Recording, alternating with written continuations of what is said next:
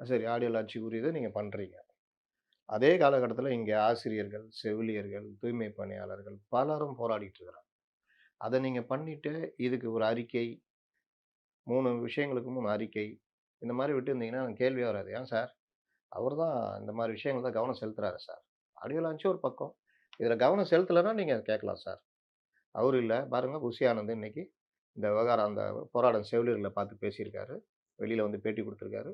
ஆதவ் அர்ஜுனா அவங்களுக்காக போயிருக்காரு. இந்த நிர்மல்குமார் இவங்களுக்காக போயிருக்காரு. அந்த கட்சி எங்க இயங்கலன்னு சொல்றீங்க? பல இடங்கள்ல அவங்க நடத்துற போராட்டங்கள்ல தாவேகாவினர் கலந்துக்கிட்டு ஆதரவு தெரிவிச்சிருக்காங்க. விஜய் 3த்துக்கும் அறிக்கை விட்டுருக்காரு. வேற என்னங்க வேணும்னு கேட்கலாம். ஆனா இது எதுவுமே நடக்கல. பொதுச் செயலாளர்லருந்து மாவட்ட செயலாளர் வரைக்கும் எல்லாரும் போய்ட்டாங்க. நீங்க சொல்றீங்க அவருடைய ஆடியோ லான்ச் சார்ன்னு. அவருடைய ஆடியோ லான்ச்சுக்கு அவரு போலாம். ஓகே. பொதுச் செயலாளருக்கு என்ன வேல இருக்கு அங்க? டீ ஷர்ட் போட்டு போய் உட்கார்ந்துகிட்டு இருக்கிறதுக்கு.